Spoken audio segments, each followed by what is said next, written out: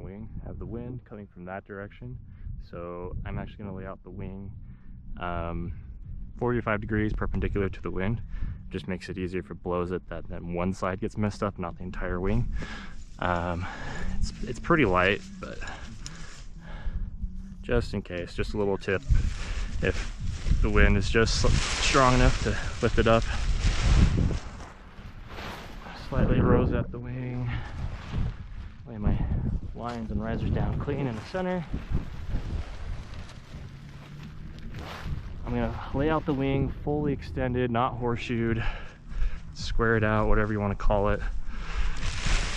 Watching the lines, making sure I'm not tripping on them, they're not getting tangled, that they're all on the bottom surface of the wing.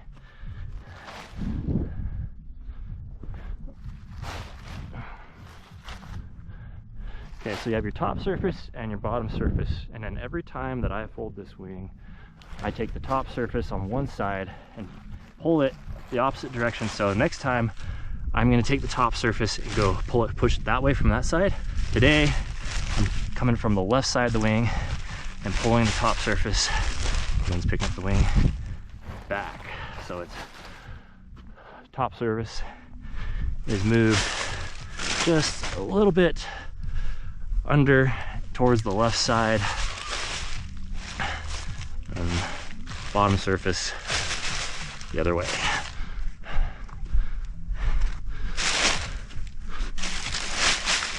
You kind of just have to get a feel for your wing because every wing is going to be different.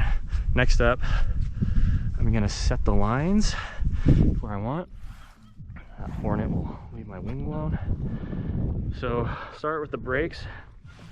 See, I've got a tension knot right here, or what could be one.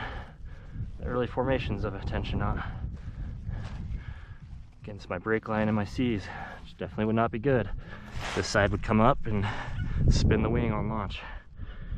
So make sure the brakes are kind of clean, laid out by themselves. Taking the A's, putting them up near the leading edge and over to the middle. B's and C's kind of on their own together in the middle. Bring the A risers to the middle of the wing with the A's facing center. So you have your A riser, your B riser, and your C riser, and then your brakes. And then have, excuse me, rear riser trim set up. And this changes the pitch of the wing. I'll do another video that's a little more in depth on all of that.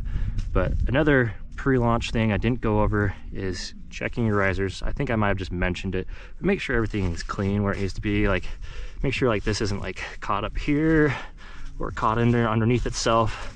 You know, every single wing is going to have a different kind of like pulley setup and system. Just make sure it looks good to go before you launch and when packing it. Just visual checks. Can't be overdoing the details. So I did the A's first on that one.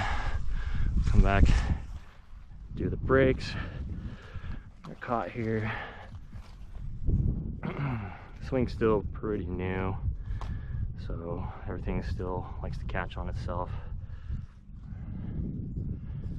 Brakes, B's and C's. Oops, I got the brakes on that. Reset the brakes. B's and C's. A's, verify it they're in the middle on their own. Have it facing. Looks pretty clean. Pull them together. Now I orientate them. I take the holes or the loops right here. I pass one through the other, make sure that they have the same orientation. That way they just stay together. You're not getting this riser on its own somehow, you know, flipping through itself. It keeps the risers from really like tumbling and changing the orientation of the lines, and it's just really easy. Just small things like this allow you to have peace of mind and just a clean launch, whether it's reverse or forward. It's just everything's going to be where you left it, usually. And you always want to verify that. It's the saying, trust but verify. Okay, so I'm going to start folding the wing. Now, sometimes I start out by going in a couple of cells like this. Looks like I kind of did that last time. I can see a little bit of a crease here. So I'm going to start out just with the one cell to begin with. Come in, And I'm doing it the same width of the sail, and I'm making sure that the mylar and the leading edge is nice and clean and flat.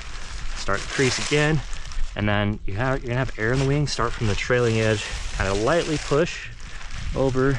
Now another fold, making sure it's nice and equal. The mylar is nice and clean. Push the air out, just slight. You're not like putting all your weight on it. And yeah, the sails will slightly get bigger, so you compensate for that.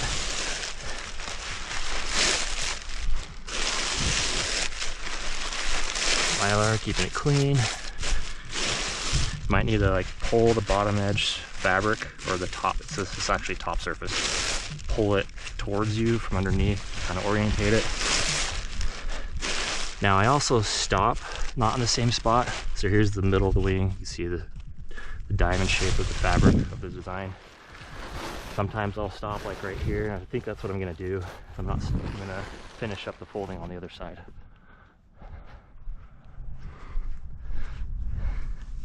So this side looks like it's got quite a few creases right here, so I'm gonna actually start it out a little further. Still looking to fold it into the backside of this mylar.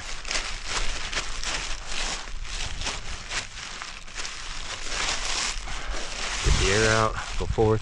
And notice how it's wrapping the lines in. You don't want to be like super tight on your folds, because then you don't want the line, like when you're packing the wing, to like be moving around and putting like burns in your fabric. Not that that's really a thing, but still. Okay.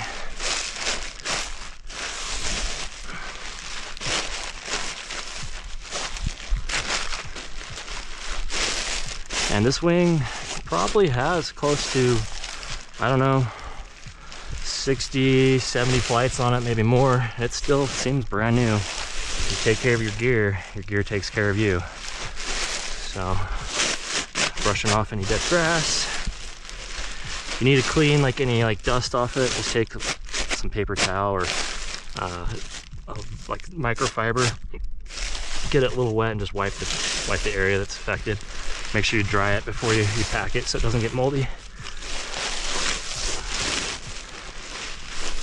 Okay, so my center fold doesn't look quite wide enough, so I'm going to kind of push the other side a little bit.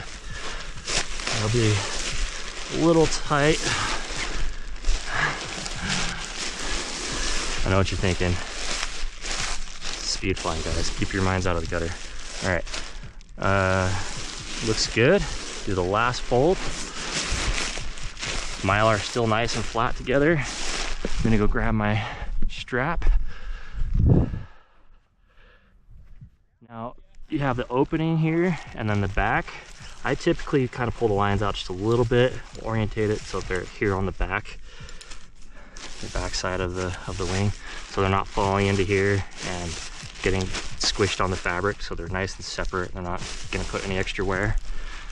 You're gonna grab your risers, the trailing edge of the wing, bring it up.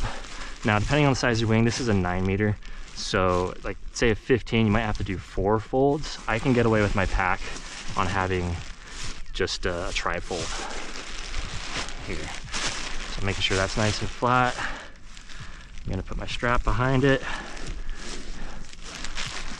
And don't cinch this thing down too tight, because you don't want to be like putting a lot of, you know, I don't know, you don't want to have it wearing and tearing on the fabric. And I keep, again, the risers separate. Everyone does it different. Sometimes you can get a separate bag. And yeah, I put the bottom fold to the bottom of the wing, risers on the side, leading edge facing up, so it's quick and easy for inspection to see when you pick up your wing. You can see it. Even with it closed, I can see, okay, here's the top leading edge part that you really want to take care of, not because if you have like a ton of creases and folds in your leading edge and it's all jacked up, it's going to make it harder for your wing to inflate cleanly every single time. So just make sure you take care of your leading edge. It's really important. So yeah, looks good, and that's how I pack my wing, and that's why. Hope you guys enjoy.